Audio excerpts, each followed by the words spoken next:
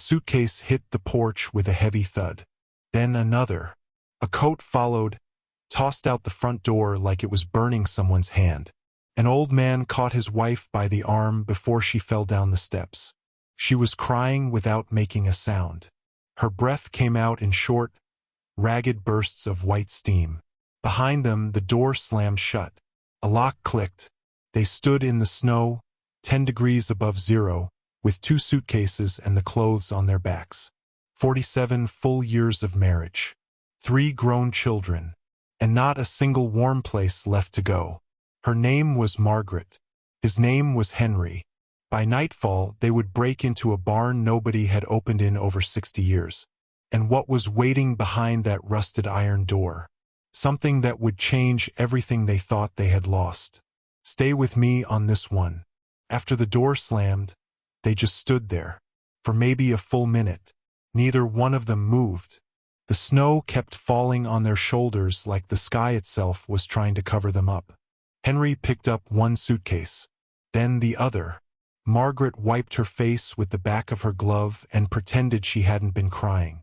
That was who she was. She didn't want anyone seeing her broken. Not even the empty street. Now here's how they got to that porch.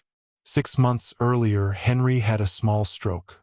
Nothing that killed him, but enough to scare his son David into helping. That was the word David used. Helping.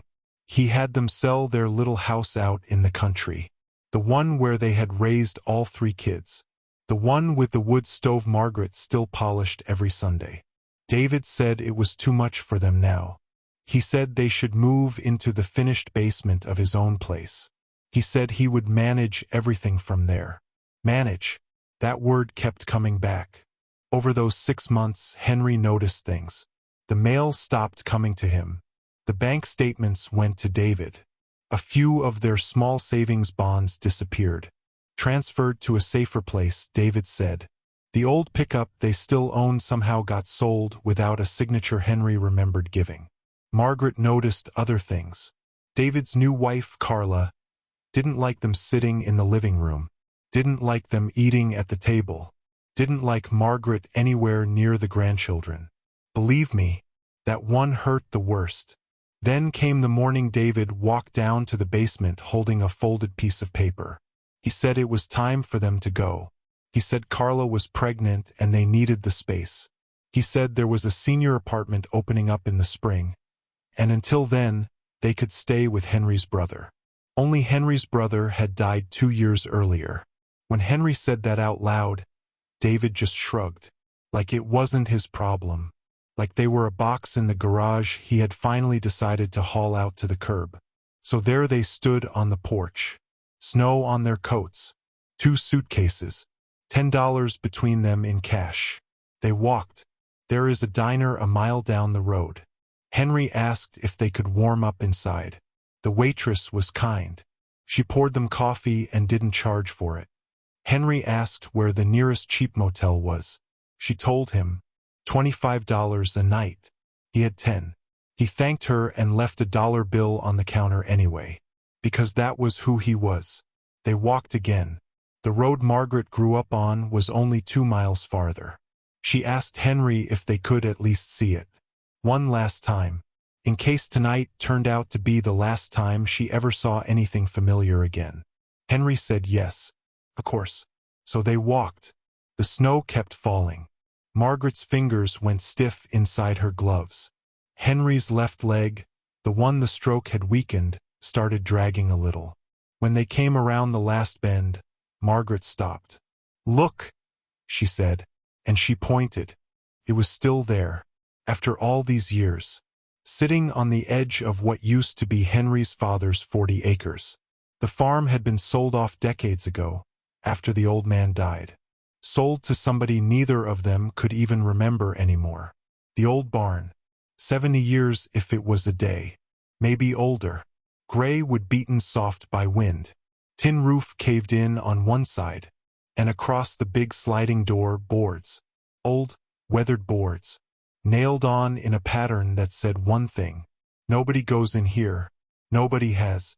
Nobody will. "I thought it fell down years ago," Margaret whispered. So did I, Henry said. They walked up to it slowly. Henry put a hand on the boards. A little snow slid off the roof somewhere above them. The wind cut right through his coat like it wasn't even there. Henry, Margaret said. Her voice was very small. Henry, I can't feel my toes. He looked at her. He looked at the boards. He looked down the empty road. Not a single light anywhere. Not a single car coming. Then Henry reached into his coat pocket. Deep down, past the lint and the folded handkerchief. And he pulled out a key ring. His father's key ring. He hadn't taken it out of that coat in 40 years. 5 keys on it. 3 rusted so bad you couldn't read them. 1 brand new one for a truck they didn't own anymore. And 1, small, brass, tarnished black with age. He held it up to the barn. Margaret, he said, I don't know if this will work. Try it, she said. The brass key didn't fit. Of course it didn't fit. There was a padlock the size of Henry's palm hanging through a steel hasp, and the hasp was screwed straight through the boards. The key went to something else. Something older. Something that used to matter once and didn't anymore. Henry stood there in the snow holding a key that didn't open anything. Margaret took it from his hand. Gently, she closed his fingers around it and pushed it back into his pocket. Hold on to it, she said. Don't lose it. She didn't know why she said that. She just knew she should. Henry looked around. 30 feet off, at the edge of the treeline, sat what used to be somebody's pickup. Long abandoned. No tires. Hood rusted through. But the bed was still there. And sticking out from under a tangle of dead vines. Henry saw the end of a tire iron. He pulled it free. Cold steel. Heavy enough to matter. He walked back to the barn door. Stand back, he told Margaret. He didn't swing at the padlock. Padlock is the strongest part. He knew that much. He swung at the screws holding the hasp. Once, twice. On the 4th hit, the old wood gave. On the 6th, the whole hasp came off with a dry crack, and the boards behind it sagged. He grabbed them with both hands and pulled. 3 boards came away. Then 4. Then he reached his arm through and slid the big door sideways, an inch at a time, until there was room enough for 2 old people to step through sideways. Inside it was dark. Cold. But not as cold. That was the thing. The wind stopped the second they crossed the threshold. Henry found a stub of candle on a rough shelf by the door. A box of matches next to it. The matches were so old the heads crumbled when he struck them. But the 5th one caught. The candle held. And the barn came into view piece by piece. It was a horse barn, or had been. Stalls down the left side, rotted through. A hayloft overhead, half collapsed. But the place was dry. Solid underfoot. No one had lived in it for decades, but the roof beams still held. Henry found an old iron stove in the corner. Pot-bellied. Square flue going up through the roof. Next to it, a stack of firewood so old it was practically fossilized, which meant it would burn hot. He got it going. Margaret sat on an upturned milk crate and held her gloves out to the flame. Her shoulders shook for a long time before they finally stopped. Henry walked the floor. He wasn't looking for anything. He was just walking, trying to keep his leg moving, trying to let the heat find its way back into his chest. At the back wall, behind a pile of old horse blankets gone stiff with mildew, something caught the candlelight. A corner of something. Wood. Iron banding. He pulled the blankets off. A trunk. Not a storage trunk. An old traveling trunk. The kind people used 100 years ago when they crossed oceans. Dark wood, almost black. Iron bands around the outside. 2 heavy latches. 1 padlock. Small. Margaret, Henry called. She came over, set her hand on the trunk and rubbed off some of the dust with her thumb. There were letters burned into the lid. Deep, intentional, not fancy script. Blocky, plain. Henry cleaned them with the edge of his sleeve. J. Miller. Margaret looked at him. Your father's, she whispered. Henry didn't say anything for a long time. His father had died when Henry was 31. That was 45 years ago. The farm had been sold. Everything in the house had been split between Henry and his brother. Henry had taken the Bible, the pocket watch, and a box of photographs. His brother had taken the furniture. Nobody had said anything about a trunk. Henry reached into his coat pocket and pulled out the brass key. His hand was shaking. He slid it into the padlock. It didn't turn at first. He worked it gently, back, forward. A little pressure. More. The lock was fighting him, but it wasn't denying him. Then it clicked. Margaret drew in a breath. Henry opened the latches one at a time. They groaned like old men standing up. And then he lifted the lid. Inside, the trunk was lined with yellowed newspaper and pieces of thick oilcloth. Whoever had closed this had wanted to protect what was inside from time itself. Papers on top, bundled in string, a leather folder, a large manila envelope, sealed with wax, a small cloth bag in the far corner, pulled tight with a drawstring, something hard inside it, something that clinked faintly when Henry brushed it with the back of his hand. And on top of everything, a single folded letter, with Henry's name written across it, in his father's handwriting. Neither of them said a word. Not right then. Margaret sat down on the milk crate. Her knees wouldn't hold her standing anymore. Henry closed the lid. Gently, carefully, like the trunk was a sleeping animal. "We'll look at it in the morning," he said. His voice was hoarse. "First let's get warm. Let's sleep. Let's just stop for a minute." Margaret nodded. He moved the trunk near the stove. He covered it with one of the horse blankets, not to hide it, but to keep the warmth in. He sat down on the floor beside it, with his back to the iron, and Margaret came and sat against his shoulder. They were warm. For the first time that day, they were warm. Margaret's eyes closed. "Henry," she said sleepily, "I want you to know something." "What, honey?" "We're going to be all right tonight. Whatever's in that trunk. We're going to be all right." Henry kissed the top of her head. Outside, the snow kept falling, and for a little while nothing else mattered. Henry wasn't sure how long he had slept. A minute, an hour. Time had gone soft in the warm dark of the barn. What woke him wasn't a sound at first. It was light. A pair of headlights swept across the inside of the barn wall through a crack between the boards. White, bright, then gone. Then he heard the engine. A truck. Coming down the old farm lane that hadn't been used in 30 years. Henry sat up so fast he hit his head on the iron stove. Margaret came awake in a gasp. He put his hand over her mouth. Not hard, just a touch, a signal. "Somebody's here," he whispered. They killed the candle. The stove was still glowing but low. Henry slid the big door an inch at a time until the opening was closed tight. Then he and Margaret climbed the old ladder to the hayloft. His legs screamed. He didn't let it stop him. They lay flat on their bellies on old boards that smelled like 50 years of dust. The truck stopped outside. Door slammed. Then a second door. 2 men. "You sure this is the one?" The voice was younger, unfamiliar. "I've been telling you for 6 months," said the other. "This is the one. My grandfather owned this whole piece." Margaret's fingers dug into Henry's arm. It was David. "Then how come it took you so long to find it?" "Because my dad never told me it existed. It's not on any of the current deed maps. It was written out. Grandpa wrote it out on purpose. Old man was hiding something. I know it." Henry closed his eyes. Margaret pressed her forehead against his shoulder. "Anyway," David said, "I've got the old man out of the basement now.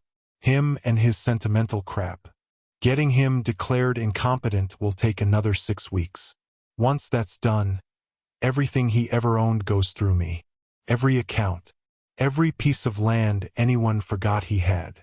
And if there's really something in here, then we take it," David said. "Tonight, before anyone knows to look for it." Henry felt something in his chest that wasn't fear. It was something colder. something steadier. So this was the plan. The sold house, the drained accounts, the basement, the eviction timed for winter, the brother who was already dead being offered as a destination. None of it had been cruelty. It had been strategy. David had been trying to find this barn all along. Now here's the thing. Henry had worked his whole life, 41 years in the same factory, raised 3 kids on honest money, paid off a mortgage, bought his wife a wedding ring with the first paycheck he ever cashed.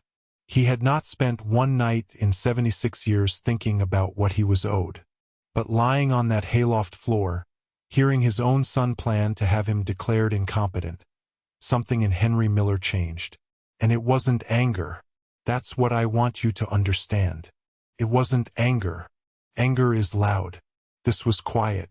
This was a man deciding. Below, the 2 men were trying the boards. Couldn't understand why the hasp was already off. Suspicious. Wary. One of them had a flashlight. The beam moved over the floor, over the stalls, over the cold stove. Somebody's been in here, the other man said. Recently, David agreed. Real recent. The flashlight beam went across the blankets by the stove, then across the trunk. Well, David said. Quiet. Well. He walked over to the trunk, lifted the blanket, saw the name burned on the lid. J. Miller, he said. That's my grandfather. I was right. He tried the latches, found them unlocked, lifted the lid, and stopped. The trunk was empty, completely empty. Every paper, every folder, every envelope, and the small cloth bag in the corner. All of it was gone, because while Henry had been sleeping beside the stove, Margaret hadn't been. Margaret had been awake longer. Margaret had quietly, carefully, one piece at a time, moved everything from the trunk into the inside of her heavy wool coat. She had done it because something in her gut had told her to. She had done it because she had spent 47 years married to a man whose family had never stopped trying to take things from him. She had done it because she was Margaret, and Margaret always listened to that small voice that said, "Be careful." David slammed the trunk shut. "Somebody beat us to it," he said. "We just got here," the other man said. "Who?" "I don't know." David's voice was tight now. "But they can't have gone far." And that was when Henry, lying on his belly in the loft with his wife pressed against him, understood something else. These men were not going to give up and drive away. They were going to search every inch of this barn.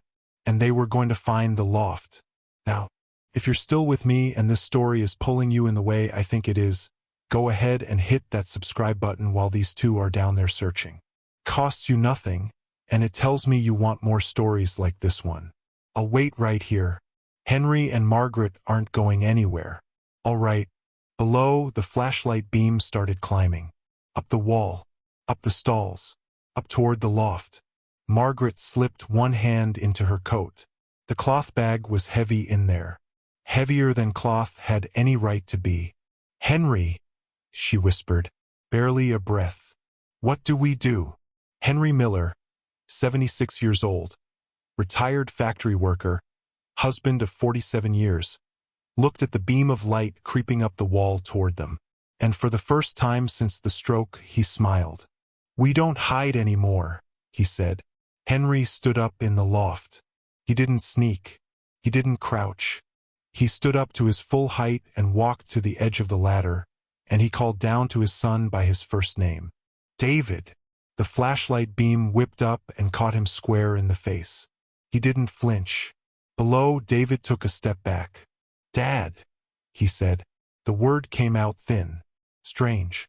Like he hadn't expected to say it. "Dad, what are you?" "I'm in my father's barn," Henry said. "On land your grandfather left to me. I'm where I'm supposed to be." "Where are you supposed to be, David?" The other man, the stranger, moved his hand toward his coat pocket. Henry saw it. "Son," Henry said, "you tell your friend that if he pulls anything out of that pocket, he better be real sure he's ready to use it. Because I'm old, I'm tired, and I am not afraid of you tonight." The man's hand stopped moving. Henry came down the ladder one careful rung at a time. His leg hurt. He let it hurt. Margaret came down after him. She stood beside him at the foot of the ladder with one hand inside her coat, steady as iron. David didn't know what to do with his face. Kept trying different expressions. Concern, anger, surprise. None of them fit. Dad, this isn't what it looks like. I was worried about you. When Carla told me you took off in the storm. David, I came out looking because I thought you might remember this old place and... David, stop lying. The boy went quiet.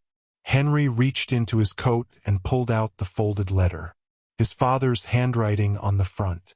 He held it up so David could see it in the flashlight beam. You know what this is. David didn't answer. Your grandfather wrote this before he died. He gave it to me the last time I saw him. He told me to keep it in the coat and never take it out unless I needed it. He said, Henry, the day you need this, you'll know. I've carried it 45 years. I never opened it.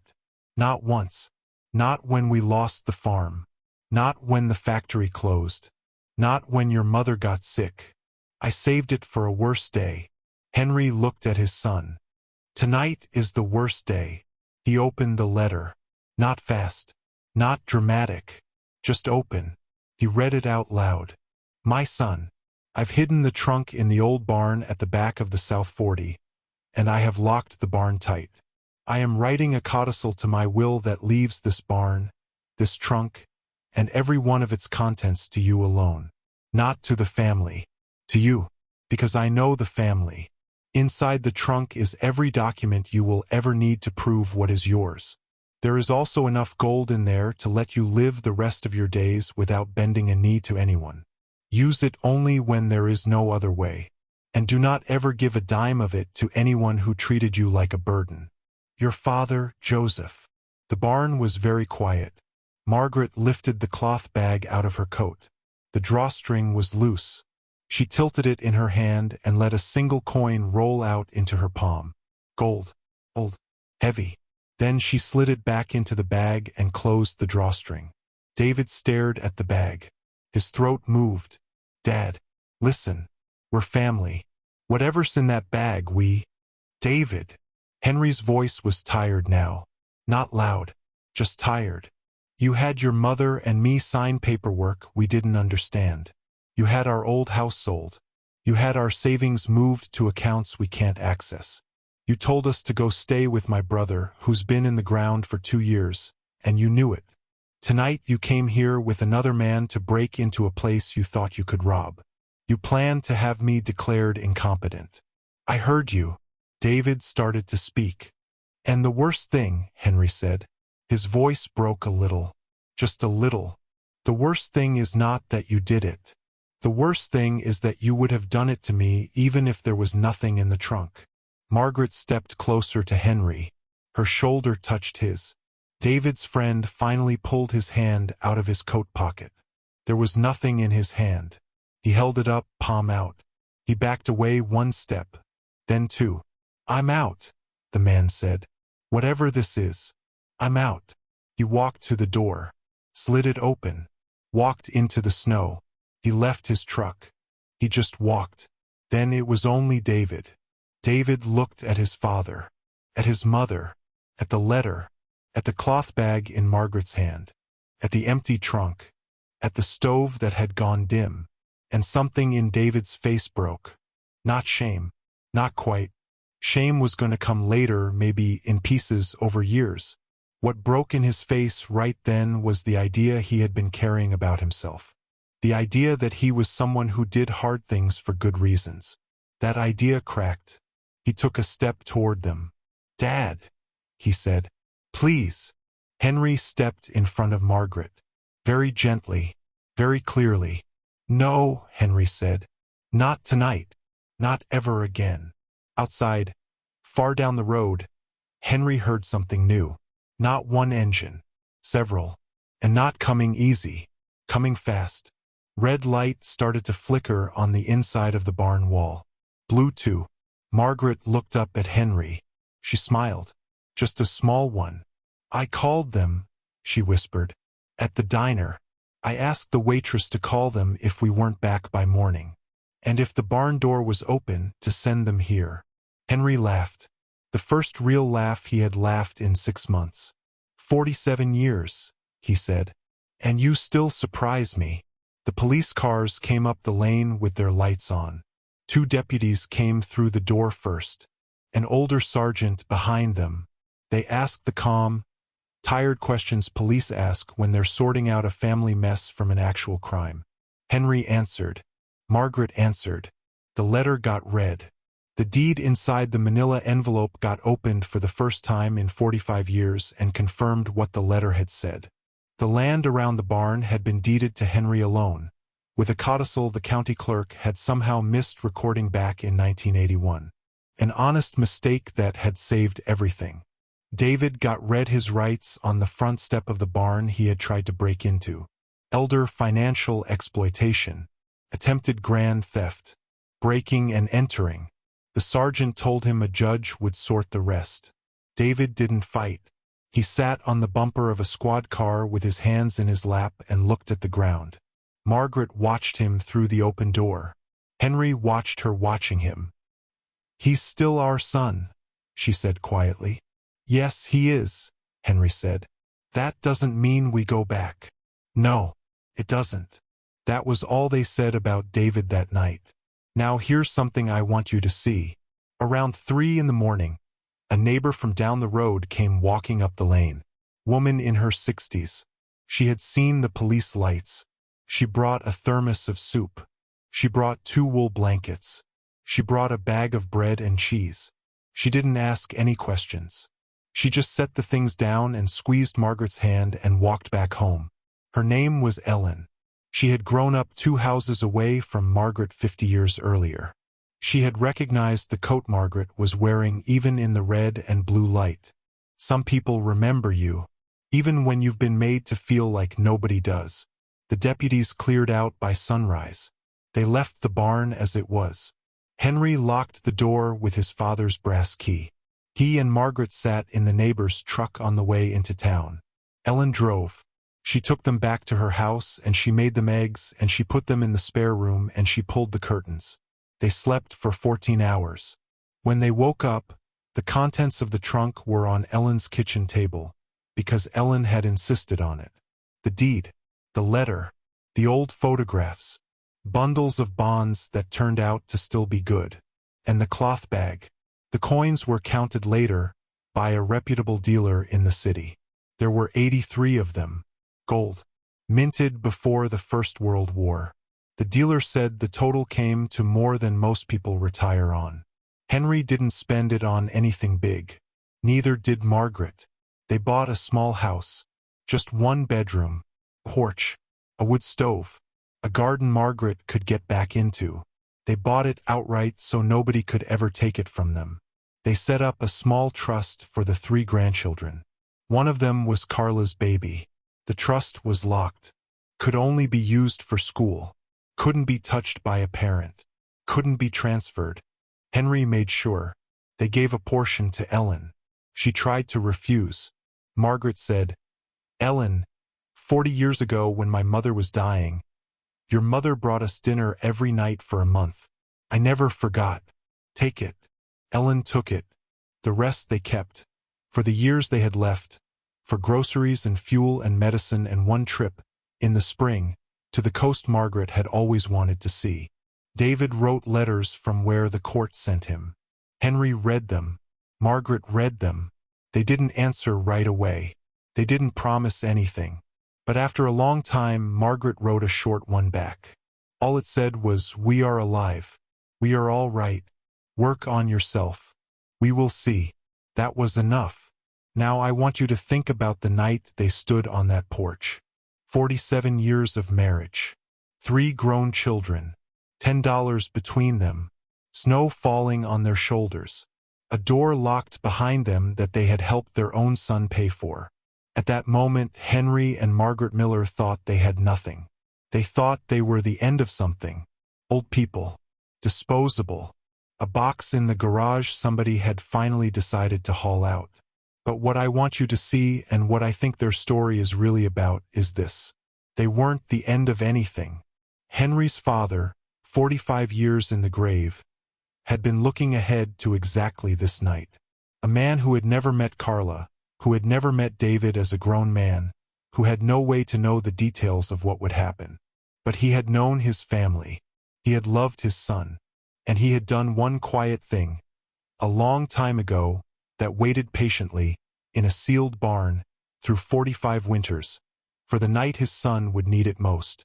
The only reason it worked, the only reason the trunk was still there, was that nobody else had ever looked behind the door.